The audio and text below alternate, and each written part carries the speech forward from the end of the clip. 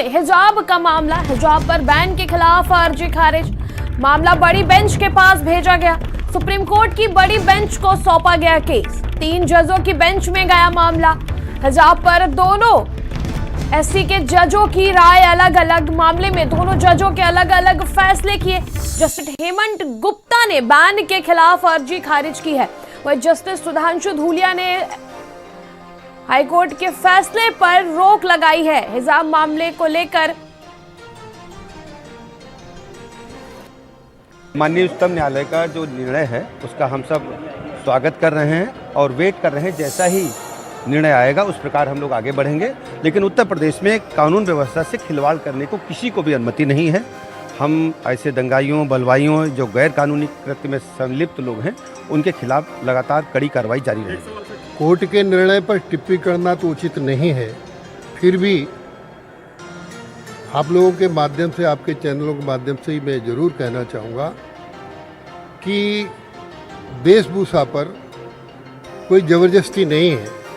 जो जैसी वेशभूषा धारण करना चाहता है उसको वैसी वेशभूषा धारण करने देने में कोई आपत्ति नहीं होनी चाहिए, लेकिन वो समाज की मर्यादा को न लांघे। आर्टिकल 15 में भी अगर आप देखें तो उसमें भी इस बात का तस्करा किया गया है कि किस तरीके से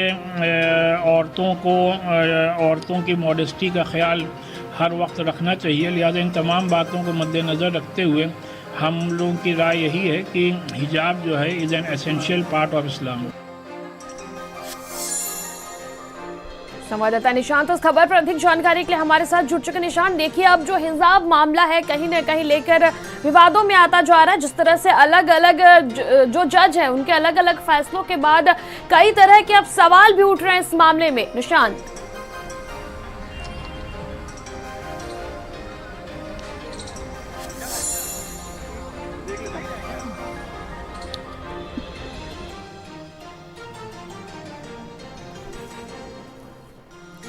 हिजाब बैन का मामला लगातार बढ़ता जा रहा है। मामला बड़ी बेंच के पास भेजा गया है। वहीं इस मामले में 2 अलग अलग फैसले सुनाए गए हैं। संवाददाता निशांत हमारे साथ जुड़ चुके। निशांत, देखिए अब जो हिजाब मामला है लगातार बढ़ता जा रहा है। 2 जस्टिसों ने 2 अलग अलग फैसले सुनाए हैं, जिसको लेकर अब ये मामला तूल पकड़ता हुआ नजर आ रहा है। बिल्कुल त्रिशला, देखिए आज यहाँ देश इंतजार कर रहा था कि कर्नाटक हिजाब मामले को लेकर कुछ स्पष्ट निर्णय आएगा माननीय सर्वोच्च न्यायालय से, लेकिन निश्चित तौर पर यह कहना होगा कि इस मामले को और हम उलझता हुआ देख रहे हैं। हमारे साथ अधिवक्ता वरुण सिन्हा साहब जुड़े हैं, हम उनसे ही बात करेंगे जो लगातार इस मामले को लेकर एक लंबी लड़ाई लड़ रहे थे न्यायालय में। क्या कुछ आदेश रहा सर आज न्यायालय का? आज का जो आदेश था वो एक फ्रैक्चर्ड वर्डिक्ट था। 2 जजेज की बेंच थी जो पूरी सुनवाई की थी इस मामले में, और 2 जजेज ने अपना अलग अलग जजमेंट दिया है और दोनों जजमेंट एक दूसरे के खिलाफ है।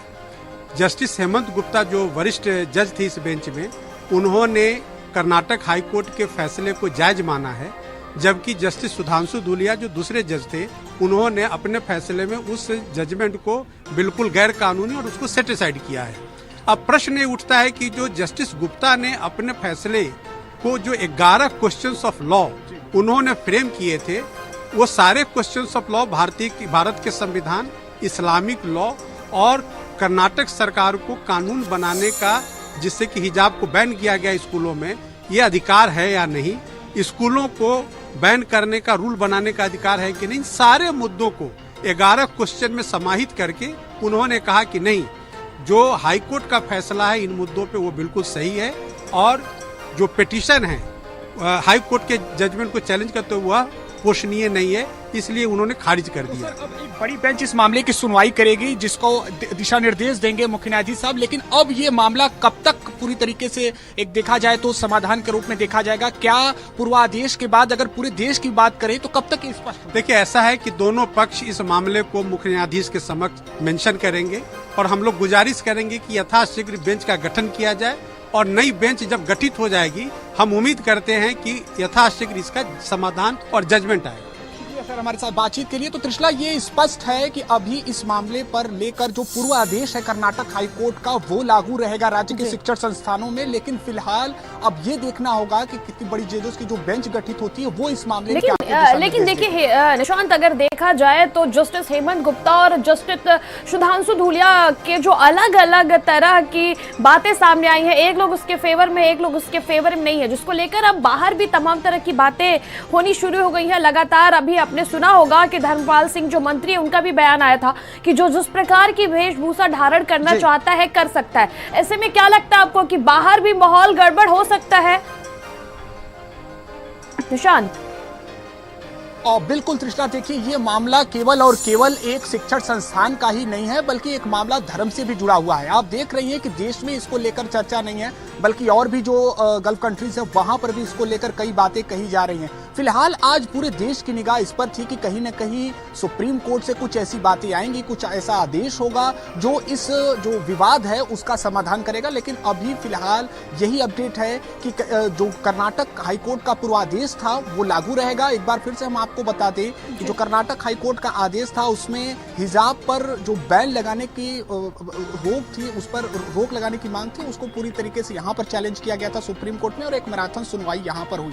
और उसी दौरान आज यानी कि 22 सितंबर को जो फैसला रिजर्व किया गया था, उसके बाद आज फैसले की घड़ी थी और इसमें ये स्थिति स्पष्ट है कि अब कर्नाटक हाईकोर्ट का फैसला राज्य में लागू रहेगा और अब बड़ी बेंच इस मामले की सुनवाई करेगी। फिलहाल इसको लेकर तमाम बातें भी आ रही हैं, एक पॉलिटिकल कमेंट्स भी लगातार आ रहे हैं। अगर अन्य लोगों की बात कर ले तो धार्मिक गुरु भी इसको लेकर अलग अलग बातें कर रहे हैं कि नहीं, हिजाब को लेकर कितनी अनिवार्यता है, और एक लंबी सुनवाई के बाद स्थिति और स्पष्ट न हो पाना भी एक बड़ी चुनौती है। त्रिशला जी बिल्कुल, तमाम जानकारी के लिए आपका शुक्रिया निशांत।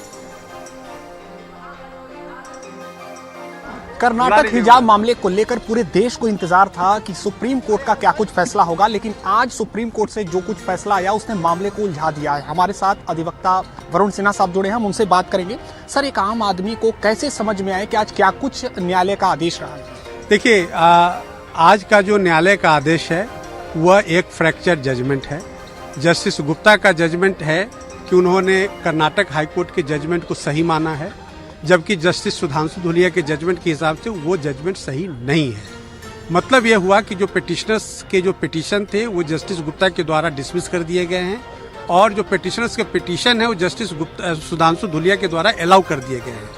तो इसका नेट रिजल्ट हुआ कि आज का जो जजमेंट है इसका कोई भी प्रभाव हाई कोर्ट के जजमेंट के ऊपर नहीं पड़ेगा।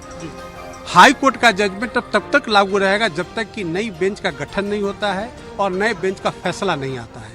तो अब हाई कोर्ट का जजमेंट नए बेंच के फैसले के ऊपर निर्भर करता है। सर, अब तो ये स्पष्ट हो गया कि कर्नाटक हाईकोर्ट का जो आदेश है वो लागू रहेगा राज्य में शिक्षण संस्थानों में, लेकिन पूरी तरह से इस मामले का समाधान अब कब तक होगा? नई बेंच की गठन होगी, माननीय मुख्य न्यायाधीश जी इस बात का फैसला करेंगे, लेकिन कब तक एक अनुमान? हम लोग उम्मीद करते हैं कि जो भी नई बेंच गठित होगी वह यथाशीघ्र इस पूरे मामले का निष्पादन करेगी। सर, दोनों जजों में जैसा कि आप बता भी रहे हैं कि जस्टिस हिमांशु धूलिया की बात कर लें, हेमंत गुप्ता की बात कर लें, तो अलग अलग आधार रहा, लेकिन वजह स्पष्ट है कि हिजाब को शिक्षण संस्थानों में की आवश्यकता नहीं है।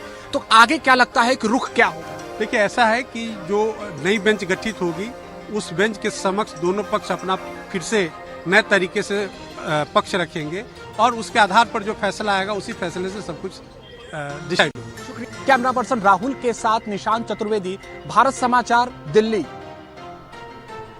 आगे बढ़ेंगे अगली खबर की ओर। अगली खबर लखनऊ से सामने आ रही है, जहां लोक भवन में